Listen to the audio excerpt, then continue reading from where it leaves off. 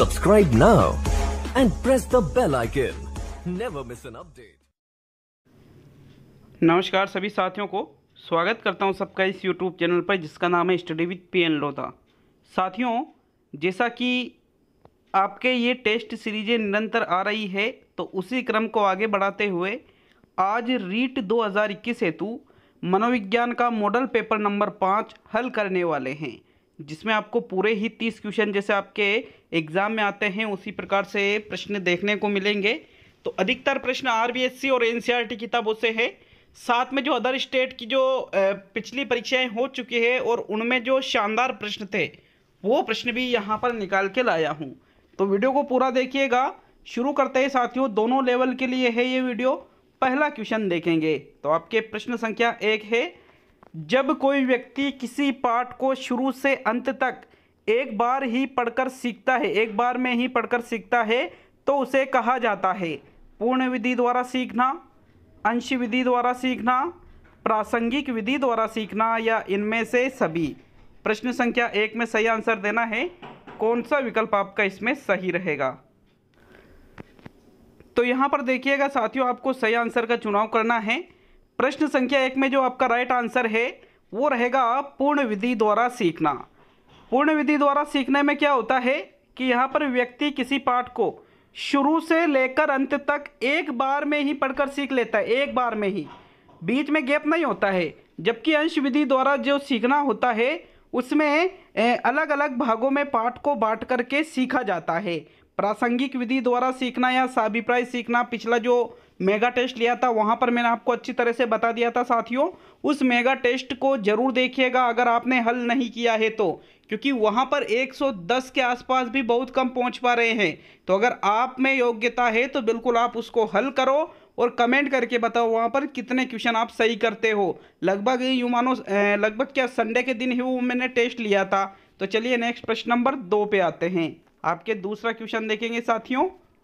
मनोविज्ञान का अंतिम लक्ष्य है मापन एवं वर्णन, पूर्वानुमान एवं नियंत्रण, मानव व्यवहार की व्याख्या करना और इनमें से कोई नहीं। तो बताइए कौन सा विकल्प आपका मनोविज्ञान के अंतिम लक्ष्य को सही रूप से दर्शाता है? प्रश्न संख्या 2 में राइट आंसर देना है।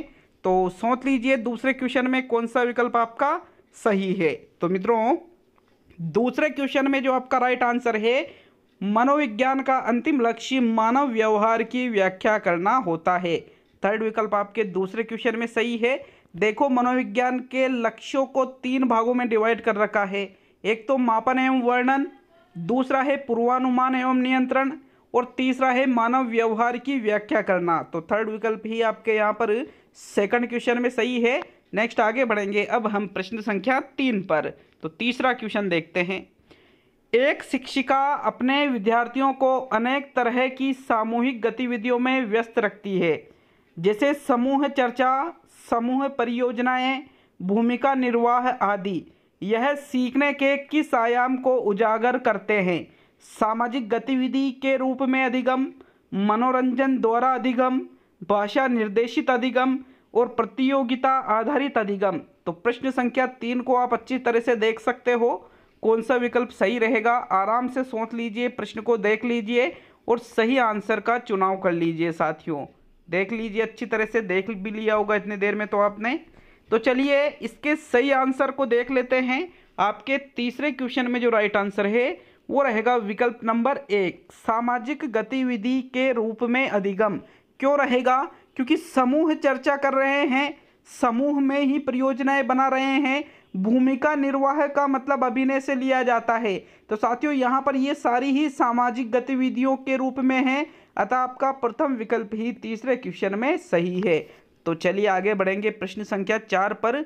आपके चौथा क्वेश्चन, इनमें से असुमेलित है, असुमेलित प्रात्यक्षिक एवं संप्रत्यय संज्ञानात्मक अधिगम, तैरना, साइकिल चलाना, नृत्य, पेशीय कौशल, बातों, विचारों, भावनाओं का पारस्परिक आदान प्रदान, अनुबंधन और समस्या का तत्काल अचानक समाधान, अंतर्दृष्टि।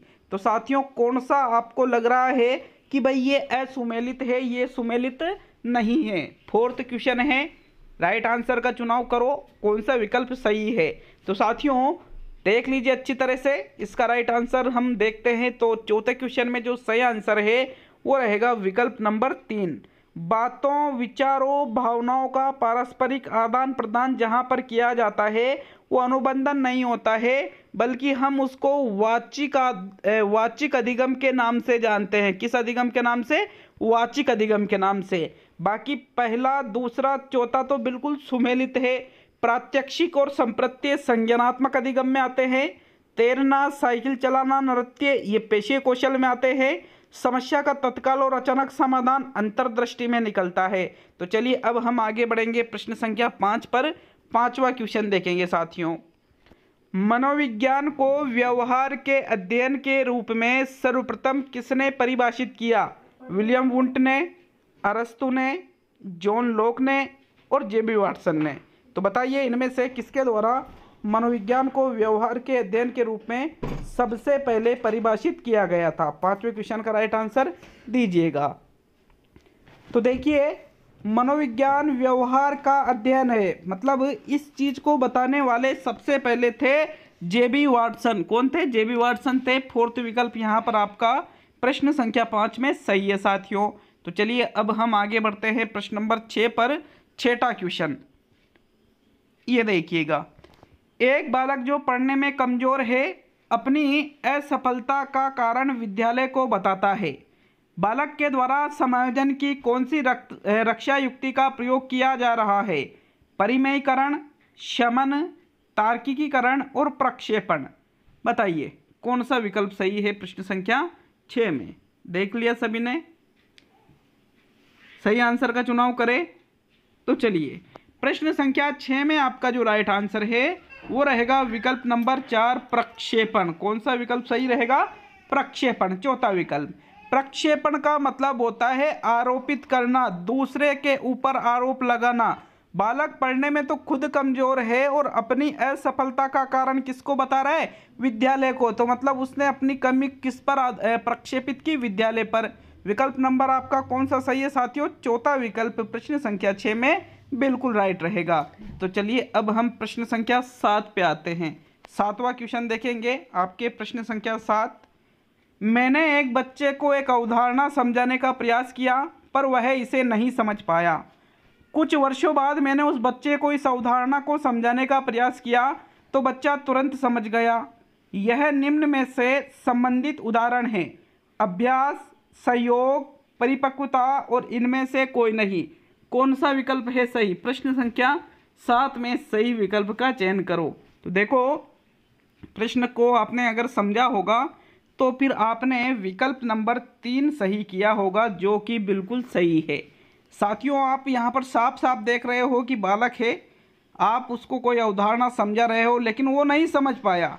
कुछ वर्षों बाद अब वो बड़ा हो गया, मैच्योर हो गया, परिपक्व हो गया, जिसके कारण वो उस चीज़ को आसानी से समझ गया। तो साथियों ये परिपक्वता के कारण ऐसा हुआ है। 3rd विकल्प 7वें क्वेश्चन में सही है।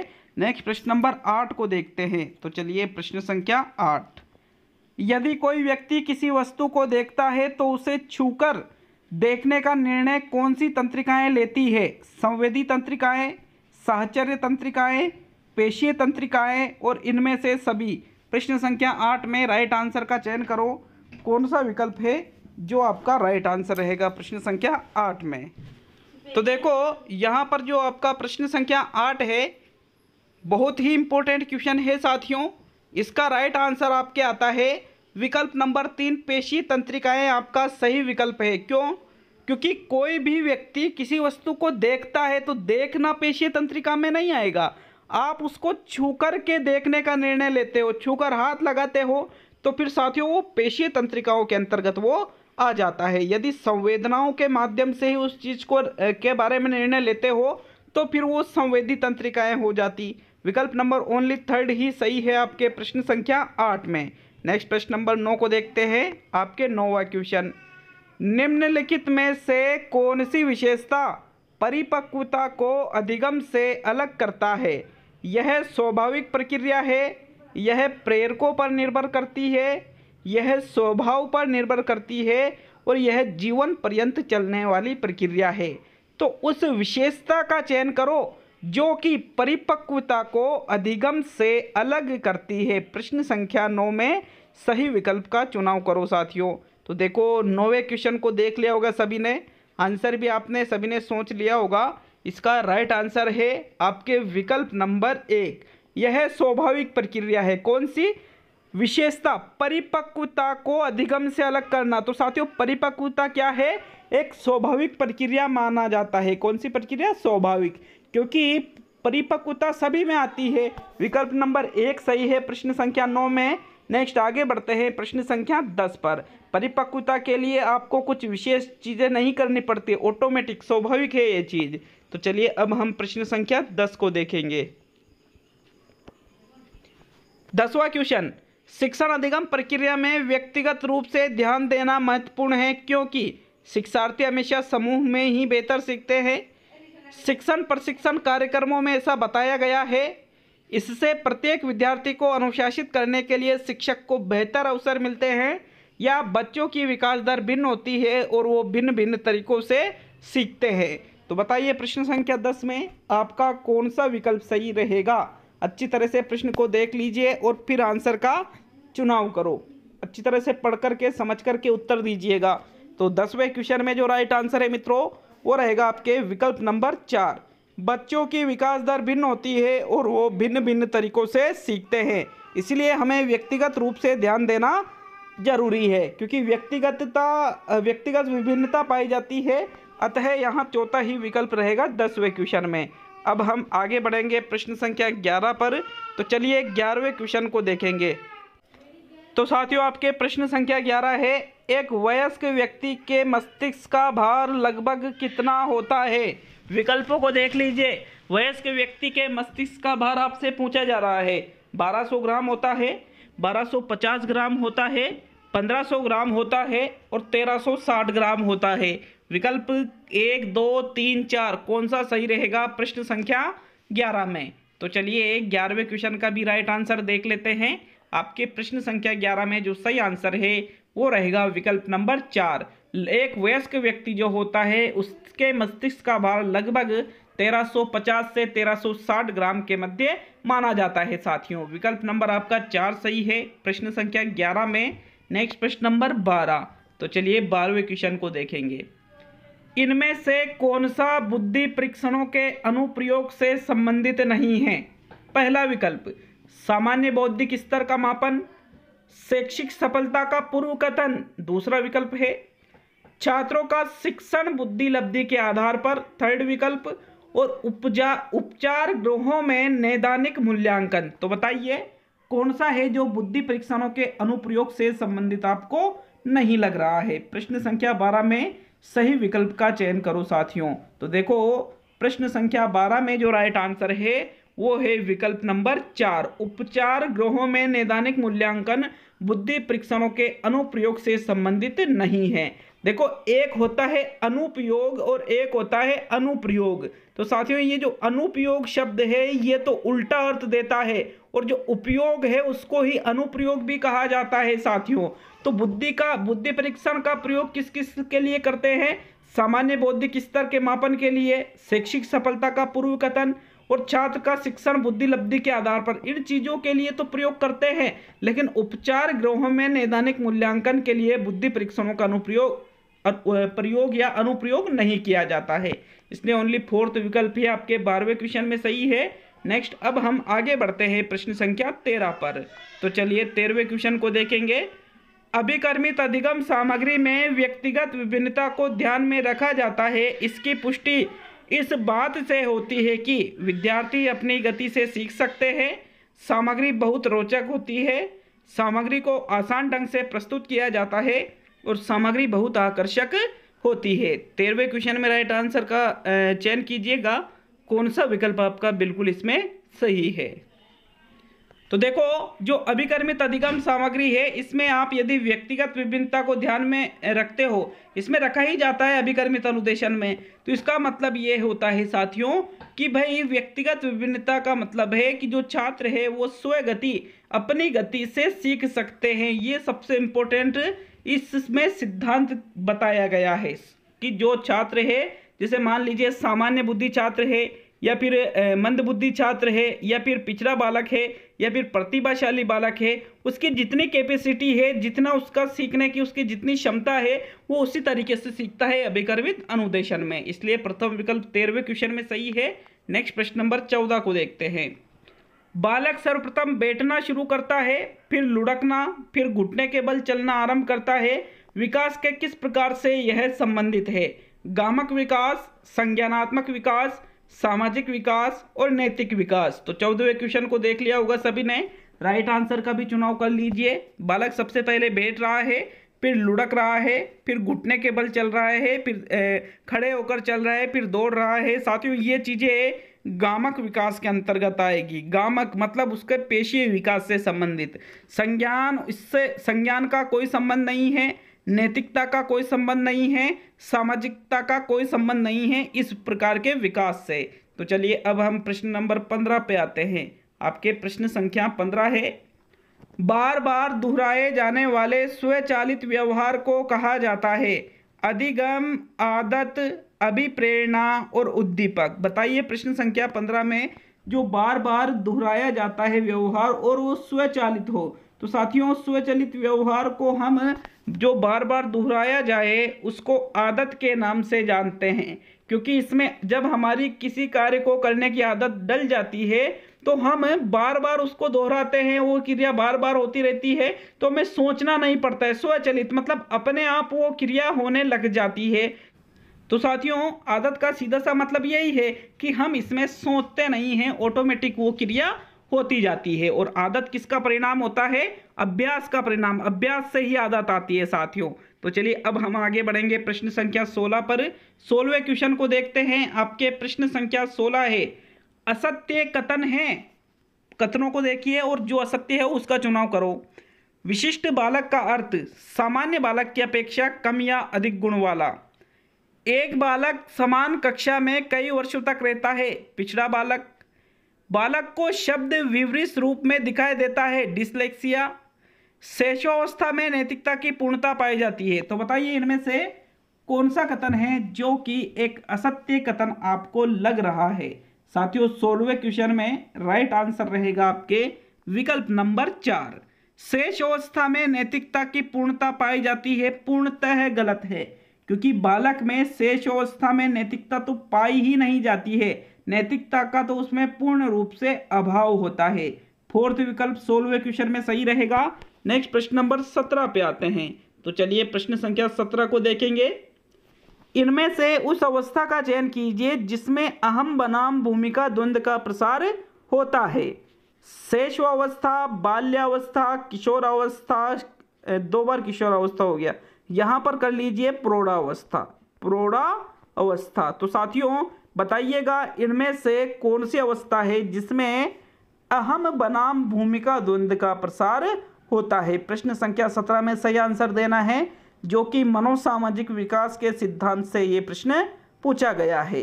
तो आपके 17वें क्वेश्चन में जो राइट आंसर है मित्रों, अहम बनाम भूमिका द्वंद्व का प्रसार बाल्यावस्था में लगभग 6 से 12 वर्ष की अवधि में होता है। विकल्प नंबर आपका 2 सही है प्रश्न संख्या 17 में। नेक्स्ट आगे बढ़ेंगे प्रश्न संख्या 18 पर। देखो वीडियो जब पूरा हो जाता है तो बिल्कुल नीचे कमेंट करके जाइएगा कि कितने क्वेश्चन आपने 30 में से सही किए हैं और आपको वीडियो कैसा लगा हमें जरूर बता करके जाए। साथियों किसी भी प्रश्न पर यदि आपको डाउट भी होता है तो उसके लिए भी आप जरूर कमेंट करें। कल जो एक हिंदी का टेस्ट डाला था तो उसमें कि सर, जिसे साथियों कल एक हिंदी का पेपर डाला था तो वहाँ पर प्रश्न संख्या 4 में वहाँ क्या हुआ था कि गायें घास खाती है, तो उसमें जो है शब्द है उसमें ये अनुस्वार नहीं लगा हुआ था, जिसके कारण उसमें कुछ अशुद्धि रह गई थी टाइपिंग मिस्टेक की वजह से। तो उसके लिए आप सभी ने कमेंट किया था, तो उसमें बिल्कुल वो टाइपिंग मिस्टेक थी साथियों। तो चलिए 18वें क्वेश्चन को देखते हैं। पियाजे के सिद्धांत के अनुसार बच्चे निम्न में से किसके द्वारा सीखते हैं? सही प्रकार से ध्यान लगाकर जानकारी को याद करना, उपयुक्त पुरस्कार दिए जाने पर अपने व्यवहार में परिवर्तन करना। तीसरा विकल्प है, ये समाज लिखा था मैंने, टाइपिंग मिस्टेक है साथियों यहाँ पर भी, समाज के अधिगम योग्य सदस्यों के द्वारा उपलब्ध कराए गए सहारे के आधार पर और अनुकूलन की प्रतिक्रियाएं। तो बताइए प्रश्न संख्या 18 में पियाजे के सिद्धांत के अनुसार बच्चे निम्न में से किसके द्वारा सीखते हैं? साथियों 18वें क्वेश्चन में जो राइट आंसर है 18वें क्वेश्चन में आपका चौथा विकल्प सही है, क्योंकि पियाजे ने जो संज्ञानात्मक विकास का सिद्धांत दिया था उसमें अनुकूलन की प्रतिक्रियाओं द्वारा सीखना सबसे इंपॉर्टेंट बताया था। चौथा विकल्प आपके प्रश्न संख्या 18 में सही है। नेक्स्ट हम आगे बढ़ेंगे प्रश्न संख्या 19 पर। तो चलिए 19वां क्वेश्चन देखते हैं आपके प्रश्न संख्या 19। क्या है प्रश्न संख्या 19? सूक्ष्म चलन कौशल का उदाहरण है चलना, खेलना, मुस्कुराना और इनमें से सभी। तो देखो सूक्ष्म चलन कौशल, एक तो साथियों स्थूल पेशीय कौशल होता है और एक सूक्ष्म पेशीय कौशल होता है। तो यहाँ पर जो चलना और खेलना है ये तो स्थूल में आ जाता है, और जो मुस्कुराना है ये सूक्ष्म चलन पेशीय कौशल के अंतर्गत आ जाता है। इसलिए आपका कौन सा विकल्प सही है प्रश्न संख्या 19 में? आपका थर्ड विकल्प बिल्कुल राइट रहेगा। तो चलिए अब हम आगे बढ़ेंगे प्रश्न संख्या 20 पर। तो साथियों आपके प्रश्न संख्या 20 है, आरटी 2009 के अनुसार प्राथमिक विद्यालय के एक शिक्षण सत्र में न्यूनतम कार्य दिवस की संख्या कितनी है? 200, 220, 180 और 190। तो देखो आरटी 2009 कहती है कि जो प्राथमिक विद्यालय कक्षा 1 से 5 तक होते हैं उनमें एक शिक्षण सत्र में न्यूनतम 200 कार्य दिवस होना चाहिए, और कक्षा 6 से 8 तक के जो विद्यालय उच्च प्राथमिक के अंतर्गत आते हैं उसमें न्यूनतम कार्य दिवसों की संख्या 220 होना चाहिए साथियों। तो यहाँ पर आपका जो विकल्प नंबर 1 है 20वें क्वेश्चन में वही आपका राइट आंसर है। तो चलिए अब हम आगे बढ़ेंगे प्रश्न संख्या 21 पर। तो मित्रों प्रश्न संख्या 21, अलमारी में रखी किताब जब हमें नहीं मिलती है तो हमें परेशानी का अनुभव होता है। कुछ देर सोचने के बाद हमें ये याद आता है कि किताब तो मैंने अपने मित्र को दी थी। सिगमंड फ्रायड के अनुसार यह कथन किस मानसिक स्तर से संबंधित है? विकल्पों को देखिएगा, अर्धचेतन, चेतन मन और अचेतन मन, या इनमें से कोई नहीं। तो ये जो 4 विकल्प है इनमें से कौन से मन की ये विशेषता बताई गई है सिगमंड फ्रायड के द्वारा? विकल्प कौन सा सही है आपके प्रश्न संख्या 21 में? प्रश्न को अच्छे से पढ़ लीजिएगा, अच्छे से देख लीजिएगा और फिर सही आंसर का चुनाव करिएगा साथियों। तो आपका जो 21वां क्वेश्चन है इसमें राइट आंसर है विकल्प नंबर 1, अर्धचेतन मन। अर्धचेतन मन में क्या होता है कि कोई बात या तो जो हम भूल जाते हैं या तो याद आ जाती है या फिर वो अचेतन मन में चली जाती है। मतलब उस चीज़ को हम बिल्कुल याद तो रहता है लेकिन वो अर्धचेतन में होता है। अगर वो अर्धचेतन से चेतन में आ गया तो हम उसे याद कर लेते हैं। तो यहाँ पर भी ऐसा ही हो रहा है कि भाई जो अलमारी में किताब रखी है वो हमें नहीं मिल रही है और हम उस चीज़ को भूल गए कि भाई यार किताब तो हमने मित्र को दी थी, लेकिन हमें याद है अरे यार मित्र को दी थी किताब तो वो चीज़ कहाँ पर थी? हमारे अर्धचेतन मन में थी। विकल्प नंबर आपका 1 सही है 21वें क्वेश्चन में। नेक्स्ट प्रश्न नंबर 22। तो चलिए 22वां क्वेश्चन, निम्न कथनों में से जो सही है उसे चुनिए। अनुदेशनात्मक तकनीक शिक्षण कला है। अनुदेशनात्मक तकनीक शिक्षण कौशलों पर आधारित विज्ञान है। अनुदेशनात्मक तकनीक एक शिक्षण मशीन है। और अनुदेशनात्मक तकनीक साइबरनेटिक्स मनोविज्ञान है। तो बताइए 22वें क्वेश्चन में कौन सा विकल्प अनुदेशनात्मक तकनीक से संबंधित सही है? क्योंकि सारे ही जो विकल्प है वो अनुदेशनात्मक तकनीक से संबंधित है। तो मित्रों 22वें क्वेश्चन में आपका राइट आंसर है विकल्प नंबर 1, अनुदेशनात्मक तकनीक एक शिक्षण कला है। क्या है? एक शिक्षण कला। शिक्षण का मतलब सभी जानते हो, ये एक शिक्षण कला के अंतर्गत आता है। विकल्प नंबर आपका 1 ही बिल्कुल सही है प्रश्न 22 में। नेक्स्ट आगे बढ़ेंगे अब हम प्रश्न संख्या 23 पर। तो चलिए 23वें क्वेश्चन को देखेंगे मित्रों।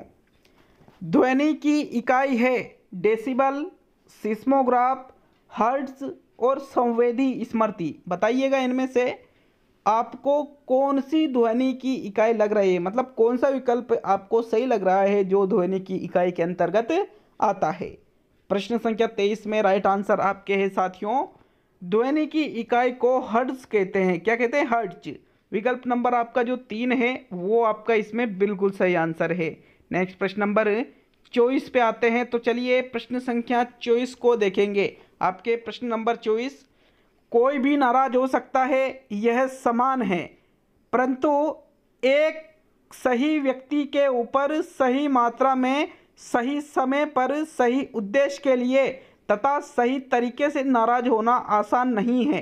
यह जो परिभाषा दी गई है ये किससे संबंधित है? संवेगात्मक विकास से संबंधित है, सामाजिक विकास से संबंधित है, संज्ञानात्मक विकास से संबंधित है या शारीरिक विकास से ये संबंधित है। तो साथियों 24वें क्वेश्चन में सही विकल्प का चुनाव करो। देख लिया होगा सभी ने अच्छी तरह से प्रश्न को और आंसर भी सोच लिया होगा। तो यहाँ पे जो राइट आंसर है साथियों प्रश्न संख्या 24 में वो रहेगा विकल्प नंबर 1। ये उपरोक्त कथन संवेगात्मक विकास से संबंधित है, क्योंकि नाराज होना का मतलब क्या है? क्रोध। क्या है साथियों? क्रोध। तो साथियों क्रोध किसके अंतर्गत आता है? संवेग के अंतर्गत आता है। अतः यहाँ पर ये संवेगात्मक विकास से संबंधित है। विकल्प नंबर आपका 1 सही है 24वें क्वेश्चन में। नेक्स्ट आगे बढ़ेंगे अब हम प्रश्न संख्या 25 पर। तो चलिए 25वें क्वेश्चन को देखते हैं। संवेग की प्रथम सामान्य विशेषता दिखाई देती है, भय के रूप में दिखाई देती है, संघर्ष के रूप में दिखाई देती है, उत्तेजना के रूप में दिखाई देती है या सहयोग के रूप में दिखाई देती है। तो प्रश्न संख्या 25 में सही विकल्प का चुनाव करो। संवेग की प्रथम सामान्य विशेषता किस रूप में हमें दिखाई देती है साथियों? कौन सा विकल्प आपके 25वें क्वेश्चन में सही रहेगा? देखो 25वें क्वेश्चन में जो राइट आंसर है वो रहेगा संवेग की प्रथम सामान्य विशेषता उत्तेजना के रूप में दिखाई देती है। सबसे पहले बालक का जब जन्म होता है तो उसकी समस्त क्रियाएं उत्तेजना पर ही आधारित मानी जाती है। थर्ड विकल्प आपके 25वें प्रश्न में सही है। नेक्स्ट प्रश्न नंबर 26। अधिगम की विशेषता नहीं है, प्रत्यक्ष एवं अप्रत्यक्ष अनुभव से होने वाला व्यवहार में परिवर्तन, अभ्यास के कारण होने वाला व्यवहार में परिवर्तन, व्यक्ति के व्यवहार में होने वाला वांछित परिवर्तन जो अपेक्षाकृत अस्थायी है, और इनमें से कोई नहीं। तो बताइए अच्छी तरह से विकल्पों को देख करके ही आंसर आपको बताना है। प्रश्न संख्या 26 में कौन सी विशेषता अधिगम की नहीं है? तो साथियों राइट आंसर आपके है विकल्प नंबर 3 जो है ये अधिगम की विशेषता में सम्मिलित नहीं होता है, क्योंकि ये क्या कह रहा है? व्यक्ति के व्यवहार में होने वाला वांछित परिवर्तन जो अपेक्षाकृत अस्थायी है। साथियों अस्थायी परिवर्तन को आप अधिगम नहीं कह सकते, बल्कि परिवर्तन कैसा होना चाहिए? स्थायी होना चाहिए। इसलिए यहाँ पर ये क्या है? अधिगम की विशेषता नहीं है। थर्ड विकल्प आपके प्रश्न संख्या 26 में सही है। तो चलिए अब हम प्रश्न संख्या 27 पे आते हैं। तो मित्रों प्रश्न संख्या 27 को देखेंगे। शिक्षण प्रक्रिया में विद्यार्थी है आश्रित चर, स्वतंत्र चर, मध्यस्थ चर या इनमें से कोई नहीं। तो देखो शिक्षण प्रक्रिया के चरों की संख्या होती है 3। यहाँ पर आश्रित चर, स्वतंत्र चर, मध्यस्थ चर, ये जो 3 चर होते हैं तो साथियों जो विद्यार्थी है उसका संबंध किससे माना जाता है? देखो आश्रित चर होता है विद्यार्थी, स्वतंत्र चर होता है अध्यापक और मध्यस्थ चर होता है पाठ्यक्रम। यहाँ पर आपका प्रथम विकल्प 27वें प्रश्न में सही है। नेक्स्ट आगे बढ़ेंगे अब हम प्रश्न संख्या 28 पर। तो चलिए आपके प्रश्न संख्या 28। किसी विद्यालय में एक कक्षा के सभी छात्र समय पर विद्यालय नहीं आते हैं। इस समस्या के समाधान के लिए शिक्षक क्या करेगा? सतत एवं व्यापक मूल्यांकन करेगा, उपचारात्मक शिक्षण करेगा, क्रियात्मक अनुसंधान करेगा या सभी को सख्त सजा देगा? तो साथियों कोई भी विद्यालय है वहाँ पर अगर जो कोई कक्षा है उसके सभी छात्र टाइम पे स्कूल नहीं आ रहे, मतलब लेट आते हो, तो इस समस्या के समाधान के लिए शिक्षक को करना चाहिए क्रियात्मक अनुसंधान, क्योंकि क्रियात्मक अनुसंधान में विद्यालय की जो संबंधित समस्या है उनको हल किया जाता है। भाई उनको सभी को सख्त सजा नहीं देना है। सतत एवं व्यापक मूल्यांकन कहाँ होगा इसमें? साथियों उपचारात्मक शिक्षण भी नहीं होगा, बल्कि वहाँ पर क्रियात्मक अनुसंधान किया जाएगा। विकल्प नंबर 3 सही है। मतलब ये देखा जाएगा कि भाई लेट क्यों आ रहे हैं, क्यों नहीं आ रहे हैं, क्या क्या रीजन है, क्या क्या प्रॉब्लम है, सारी चीज़ें क्रियात्मक अनुसंधान के अंतर्गत देखी जाएगी और उनमें सुधार किया जाएगा। तो चलिए प्रश्न नंबर 29 जो कि आज का सेकंड लास्ट क्वेश्चन है, आपके 29वां क्वेश्चन। छोटे बालक विवाह, घर घर, प्रतिभोज आदि के खेल खेलते हैं। ये अधिगम के किस सिद्धांत से संबंधित है? नैमित्तिक अनुबंधन से, प्राचीन अनुबंधन से, उद्दीपक अनुक्रिया सिद्धांत से और प्रेक्षण अधिगम से। तो बताइए प्रश्न संख्या 29 में विकल्प 1, 2, 3, 4 कौन सा सही है। तो मित्रों 29वें क्वेश्चन में आपका राइट आंसर आता है उपरोक्त जो ये चीज़ें बताई गई है ये प्रेक्षण अधिगम से संबंधित है, जिसको अल्बर्ट बंडूरा के द्वारा दिया गया है। मित्रों जो प्रेक्षण अधिगम है, प्रेक्षण मतलब देख करके अवलोकन करके सीखना। तो बालक देखता है कि भाई शादियां हो रही है, विवाह है, तो उसमें पति पत्नी की भाई इस प्रकार से घर घर खेलते हैं, प्रतिभोज इत्यादि ये चीज़ें हैं। ये जो सारे खेल आपने भी खेल रखे होंगे, कमेंट करके हमें जरूर बताएं। प्रेक्षण अधिगम से ये संबंधित है। अब आज का अंतिम और 30वां क्वेश्चन। तो वीडियो अच्छा साथियों, वीडियो अच्छा लगे तो लाइक जरूर कीजिएगा वीडियो को और शेयर जरूर कीजिएगा। अब आज का अंतिम और 30वां क्वेश्चन देखेंगे। बिंगी आहार विकार संबंधित है। व्यक्ति जरूरत से कम आहार ग्रहण करते हैं, कम आयु में वृद्धावस्था के लक्षण दिखाई देने लगते हैं, व्यक्ति जरूरत से ज़्यादा आहार ग्रहण करते हैं और व्यक्ति इसमें तर्क नहीं कर पाते हैं। तो जो बिंगी आहार विकार है ये किससे संबंधित है। आज के अंतिम और 30वें क्वेश्चन में राइट आंसर बताइएगा। इसका जो सही आंसर है वो रहेगा विकल्प नंबर 3। व्यक्ति जरूरत से ज़्यादा आहार ग्रहण करते हैं उसको ही बिंगी आहार विकार के नाम से जाना जाता है। तो थर्ड विकल्प सही है साथियों 30वें क्वेश्चन में। ये टेस्ट पूरा हुआ। वीडियो को पूरा देखने के लिए बहुत बहुत धन्यवाद सभी का।